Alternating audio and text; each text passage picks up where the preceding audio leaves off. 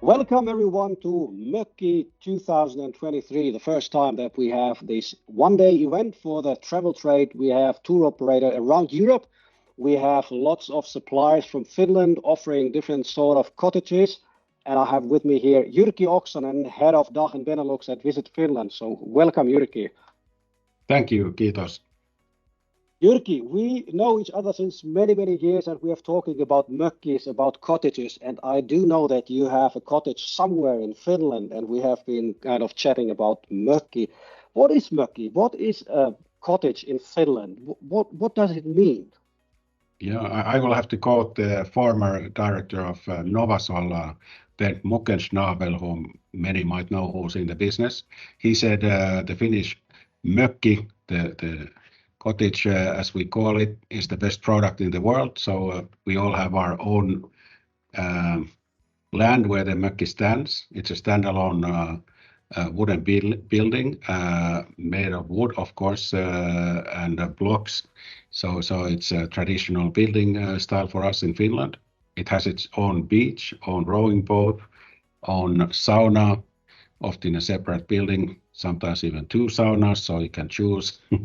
And of course, it should be at the lakeside directly. So you have this accessibility to the water, and you can enjoy the peace of our forest and lakes. And it forms a perfect setting for a holiday. Perfect. It sounds that you are quite experienced when it comes to mökkis. What about your mökki? How are you spending holidays? Are you staying in a mökki too? Yes, that's correct. First, of course, already since I was born, like many, so many of our relatives and family have mökkis, so you go there and you spend weekends and time. So you learn how to do it and how to live in a forest and fish at the lake. So my grandfather taught me to fish, etc. So yeah, it's like lifelong history. But then when I got married, we got bit by a mökki bug as we were on a holiday in North Karelia with my wife, and we decided to build our own. Most of the mökkis are closer to Helsinki, as most of the Finns like to have their house like 1 to 3 hours from home. Also partly working from the house, as I do, of course, also during my stays there. So sometimes I can just do some mökki office, not home office. But the archipelago is different, and I think you decided to go there. Exactly. This is where the relatives live, and this is where I spent the summer holidays and still do. So it's a Turku archipelago, thousands of islands, beautiful rocky landscapes, and yeah, you have to go by boat. So you have to know how to use it, and at the same time, you really have to look to the weather as well. So if there are rough conditions outside, maybe you don't take the boat ride. Maybe you wait a day before going to the supermarket again. So this somehow affects to your daily life, but in a very positive and a very basic way. That's true. You mentioned already about working at the summer places, or it's close to the place where they live in the daily life, close to the cities. There has been obviously a change, and when I think about mökki, the term, some people they say they go to the mökki, and when you visit them, you see it's like a proper house. It's with fully equipped, like living in a city. What sort of changes has happened during the years when we talk about mökki? Yeah, and it started in the 90s.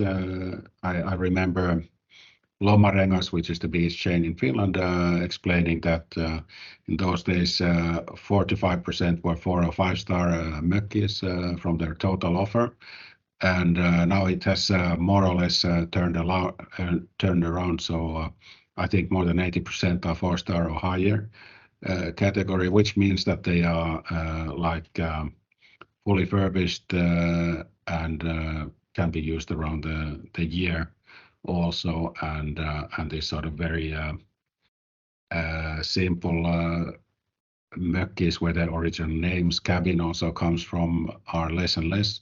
We still have them, for example, on islands or in the archipelago where it's not allowed to do any plumbing, for example. But it's maybe you have to search a little bit more for those simple houses.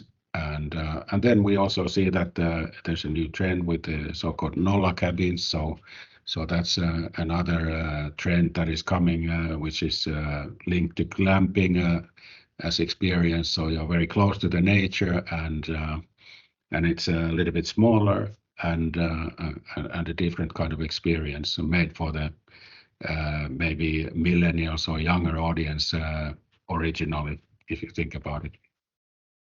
Good examples. Jyrki, when thinking about the travel business, about cottages, let's say a tour operator offering packages, including cottages, what is a typical one? Or are there difference when thinking about the markets, the German speaking or the Benelux countries or other markets, or thinking about summer, winter? Are there differences, or are they all the same category? What are the facts? Yeah, I just went to Loma Okkola, and they started 1966 when German canoers came to their garden or yard, and they were just building their first mökki. And I think the first international guests were Germans, and they came to the very classic product and organized their trip to Finland themselves. And then we had some package tours by Finjet, for example, and that was that. Then later in this after the turn of the millennia, I think winter started growing, and there we have seen that the charter tour operators take a big role in selling packages with mökkis. So they include the flight, transfers, other services, and the house.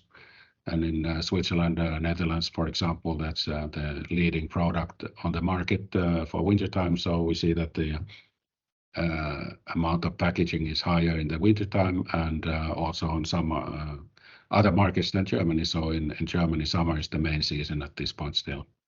Right. And of course, we would like to keep it that way.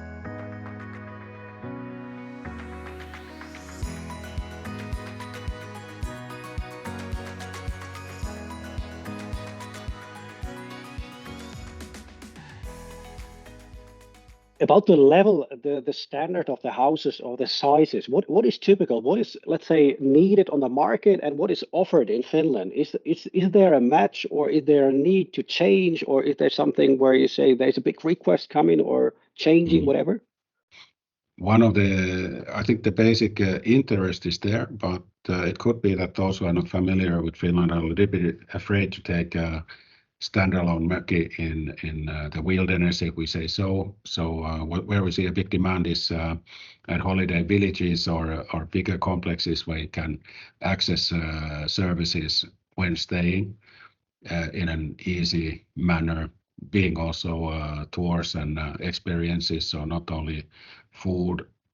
And I see that that might be the sort of first trip, and when you learn how to do it better, then and can make your firewood and deal with the classic mökki, that might be still the more demanded product for repeaters.